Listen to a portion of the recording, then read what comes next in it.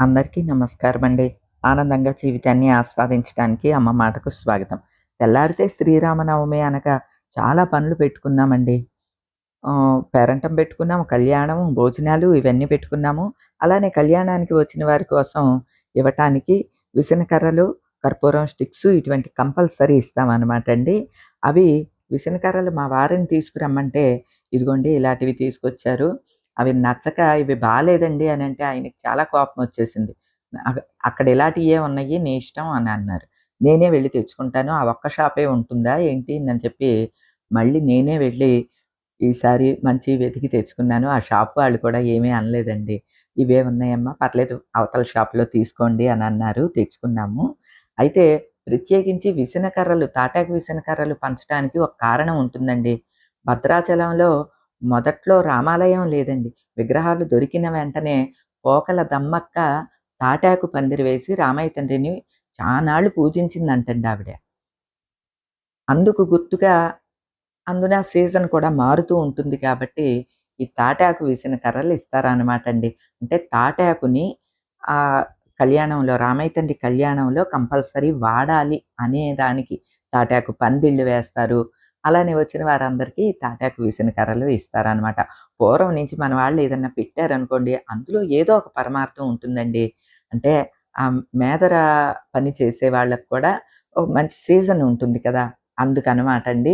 వాళ్ళకి కూడా హెల్ప్ చేసినట్లు అయ్యుండొచ్చు. వాటిల్ని ఇప్పటికి కూడా మనం ఫాలో అవ్వటానికైతే కారణం ఇదండి. అంటే ఇప్పటికి మనం భద్రాచలం వెళితే అక్కడ బయట ఒక విగ్రహం ఉంటుందండి. ఈ దమ్మక్క విగ్రహం. ఈ విగ్రహాలు కూడా అంటే భద్రాచలంలో దొరికిన విగ్రహాలు కూడా ఆవిడకే దొరుకుతాయి కదండీ! ఆవిడ మొదట్లో తాటాకు పందిరే వేసినట్లుగా అక్కడ తాటాకు పందిరే ఉంటుందనమాట. తాటి చెట్టు కిందే ఉంటుందనమాట విగ్రహాలు ఇవన్నీ కూడాని. అందుకనే అనమాట అండి అంత పర్టిక్యులర్‌గా ఉండేది. అలానే ఇక ఈ కర్పూరం స్టిక్స్ అంటారా? పూర్వం మన పెళ్ళిళ్ళలో, ఫంక్షన్‌లో అన్నిటిల్లో ఇచ్చేవాళ్ళు కదా!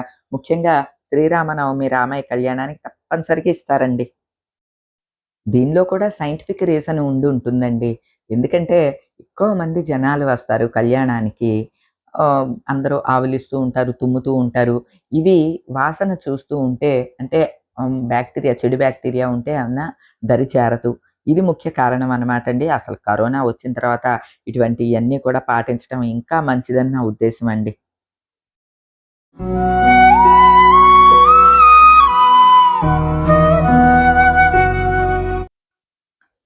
ఇక సాయంత్రం నుంచి రామయ్య తండ్రికి, సీతమ్మ తల్లికి, రామ పరివారానికి అంతటికి పట్టు వస్త్రాలను కట్టటానికి సిద్ధం చేసుకున్నాననమాట అండి. ఉదయం వెళ్లి ఇవి తీసుకొచ్చానండి.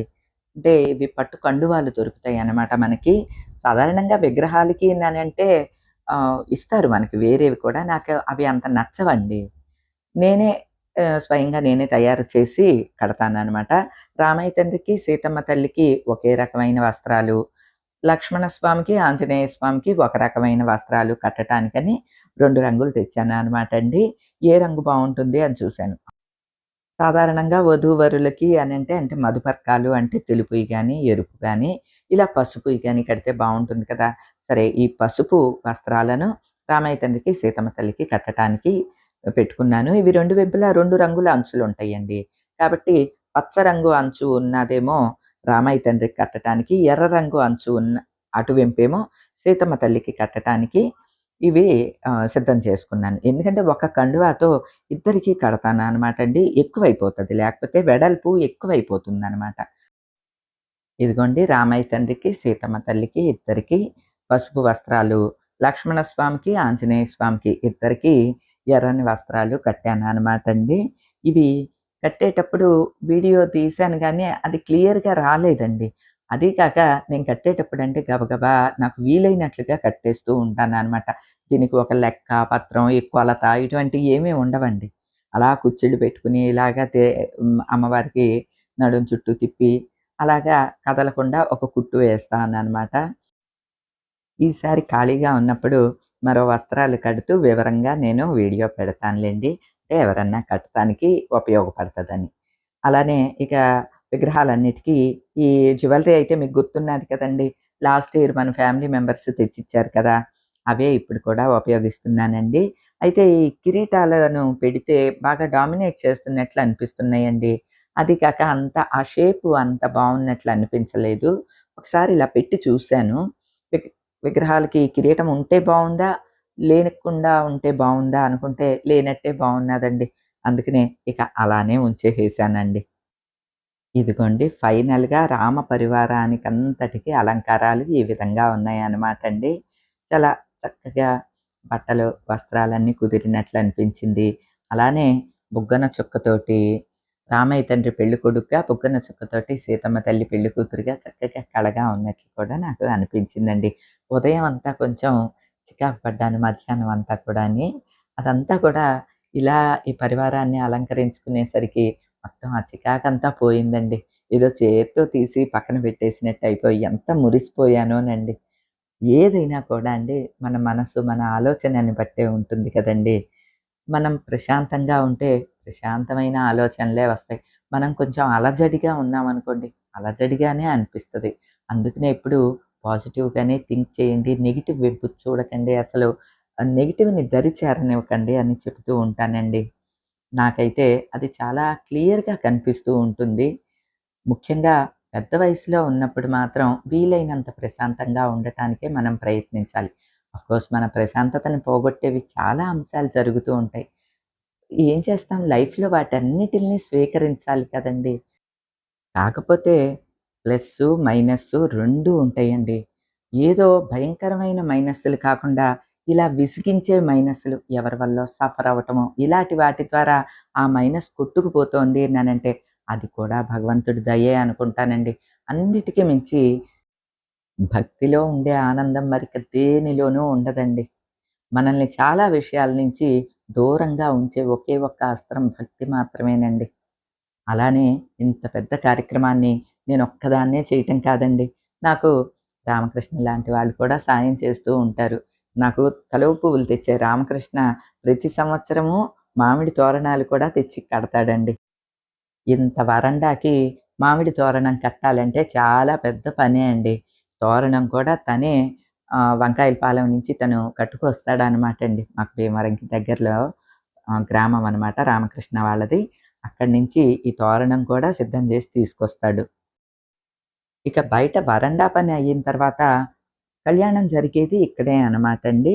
వెనక మరి ప్లెయిన్ గోడగా ఉంటే బాగోదు కదా! నా దగ్గర ఈ శ్రీనివాస కళ్యాణం బ్యాక్‌డ్రాప్ ఉంటుందనమాటండి.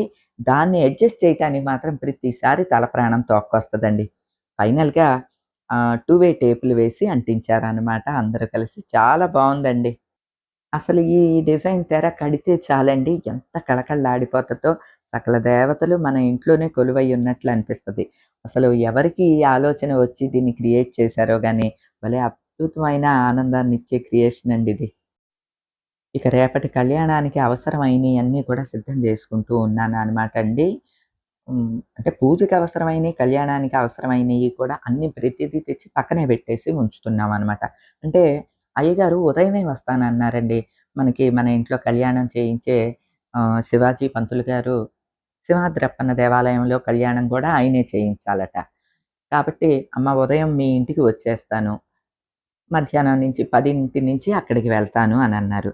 గత సంవత్సరం మీ అందరికి గుర్తుందో లేదో అండి. కళ్యాణం చేయించి మన ఇంటికొచ్చారు. చాలా లేట్ అయిపోయింది. 2 దాటిపోయిందండి అప్పుడు. కళ్యాణం అయ్యేసరికి. ఇక కళ్యాణం జరుగుతూనే ఉంది. భోజనాలు అవి కూడా కానివ్వండి అని చెప్పామనమాట. మీకు గుర్తుండుంటుంది. అది దృష్టిలో ఉంచుకునే అయ్యగారు కొంచెం ఉదయమే వచ్చేయండి మా ఇంటికి అని అన్నాను.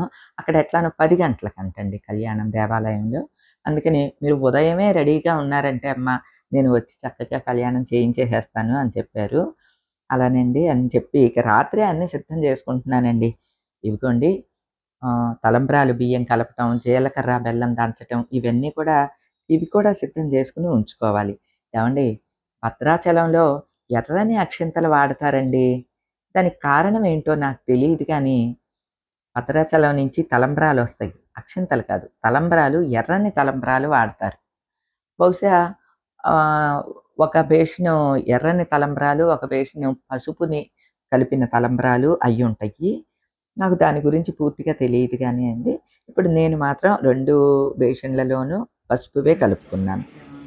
రామ్ జయ జయ రామ శ్రీరామ్ జయ రామ్ జయ జయ రామ నన్ను మా పక్కన పెట్టేయండి. అరటిపళ్ళ ఇక్కడ పెట్టండి.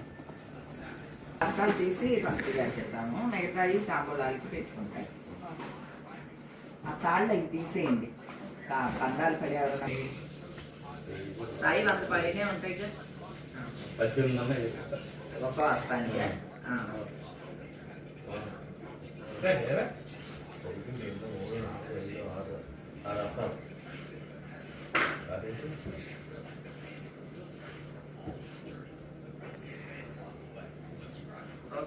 తొమ్మిది వస్తాను. ఒక్కో దాంట్లో 15 డజన్ పైన ఉన్నాయి.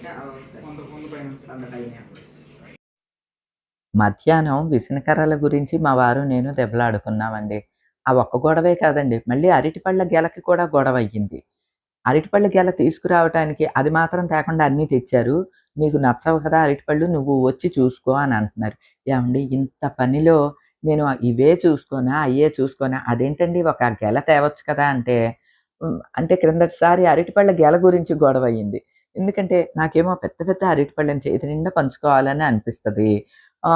మరి శ్రీరామనవమి పండుగలు ఇలాంటి టైంలో మరి పెద్ద గెలలు దొరకలేదో ఏమో, ఈయన పీపుల్ లాంటివి తెచ్చేసరికి నాకు నచ్చలేదనమాట. అది గుర్తుంచుకుని "నువ్విప్పుడు రా" అని అంటారు.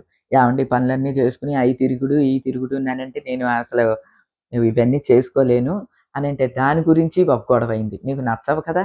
నేను తెస్తే అరటిపళ్ళు" అని అంటున్నారు. ఏవండీ ప్రతి ఇంట్లో ఉండే గొడవలేనండి. భార్యాభర్తలంటే ఇలానే గొడవ పడితేనే భార్యాభర్తలేమోనండి. నేను తెచ్చినయి నీకు నచ్చవు కదా! అందుకనే నిన్ను రమ్మంటున్నాను అని అంటున్నారు. ఖాళీగా ఉంటే ఒకసారి కాదు 100 సార్లు తిరుగుతాను. నేను ఫుల్ బిజీగా ఉన్నాను. మీకు తోచినయి తెండి అని చెప్పాననమాట. కాకపోతే పెద్ద సైజు ఉండాలి. అలానే 100 అరటిపళ్ళు ఖచ్చితంగా ఉండాలి అని చెప్పాను. కానీ బానే తెచ్చారులెండి. ఇక సీతమ్మ తల్లికి నల్లపూసలు, అలానే మంగళసూత్రాలు ఇవి సిద్ధం చేసి ఉంచాలన్నమాట అండి. మంగళసూత్రాలు అమ్మవారికి బంగారుపుయే చేయించి ఉంచానండి. నల్లపూసల్లోకేమో ఒక బంగారం పూస తీసుకున్నాను. ఇగోండి అమ్మవారి సూత్రాలే ఇవి, అమ్మవారికని ప్రత్యేకంగా ఉంచేసినవే అనమాట అండి. 1 గ్రామ్ అండి ఆ సూత్రాలు. ఇంతకుముందు చిన్న చిన్న విగ్రహాలు ఉండేయండి. చిన్న చిన్న బంగారు సూత్రాలు అమ్మవారికి ఉండేవి. అయితే ఇప్పుడు మరి కొంచెం పెద్ద విగ్రహాలు కదండీ! అందుకనే గత సంవత్సరం ప్రత్యేకించి అమ్మవారి కోసమని సూత్రాలు తీసుకున్నాను. అప్పుడు 8,000కి తీసుకున్నానండి. గ్రాముకి 2 సూత్రాలు అంతే అండి. కోను పూస, అలానే నల్ల పూసల్లో వేసే పూస ఇవి 2 బంగారుపియి ఇంట్లోనేనండి, ఇంట్లోవే. అమ్మ నీకు తెలుసా బంగారం?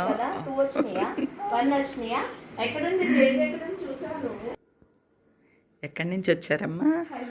హైదరాబాద్ నుంచి వచ్చారు. ఇంతలోకి మన ఫ్యామిలీ మెంబర్స్ వచ్చారండి. హైదరాబాద్‌లో ఉంటారట. మావుళ్ళమ్మ తల్లికి మొక్కుకున్నారట. అమ్మవారికి చీర అది సమర్పించడానికి వచ్చారటండి. అలానే నా మాటని బట్టి బంగారం కొనుక్కోవటం, పిల్లలకి సిప్పు ఇటువంటియన్నీ జాయిన్ అవ్వటం అవి చేశారట. నాకు చెప్తే చాలా సంతోషంగా అనిపించిందండి. ఏది ఏమైనా ఒక మంచి మాట ఎవరికన్నా ఉపయోగపడిందంటే మంచి విషయమే కదండీ! ఇక వీలైనంత మటుకు రాత్రికే అన్ని పనులు కూడా పూర్తి చేసుకున్నాననమాట అండి. ఎందుకంటే ఉదయమే అయ్యగారు 7 గంటలకే వస్తానన్నారు కదా! ఉదయం పానకం, చలిమిడి, వడపప్పు ఇవి మాత్రమే నేను సిద్ధం చేసి మిగతాయి నేను రెడీగా ఉండి కళ్యాణం దగ్గర కూర్చుండిపోతామనమాట అండి. బయటకొచ్చి చూసుకుంటే చక్కగా కళకళలాడుతూ ఈ మామిడి తోరణాలు, పూల అలంకారం కనిపిస్తే భలే ఆనందంగా అనిపించిందండి. ఇక ఈ కారిడార్‌లో కారు ఇవన్నీ కూడా తీయించేసేసామనమాట. రేపు పెంచెలు ఇవన్నీ కూడా ఉదయమే వస్తాయి అని చెప్పారు. అందుకనే ఖాళీ చేసి ఉంచాను. ఇలా బయటకొచ్చి చూసుకున్నా ఎంతో ఆనందంగా అనిపించిందండి. రామయ్య తండ్రి దయతోటి మరింత ఆనందంగా స్వామి కళ్యాణం చేసుకోవాలని మనస్ఫూర్తిగా కోరుకుంటూ ఈ రోజుకి ఇదేనండి. మరో మంచి వీడియోతో మళ్ళీ కలుస్తా. అప్పటి వరకు ఉంటానండి.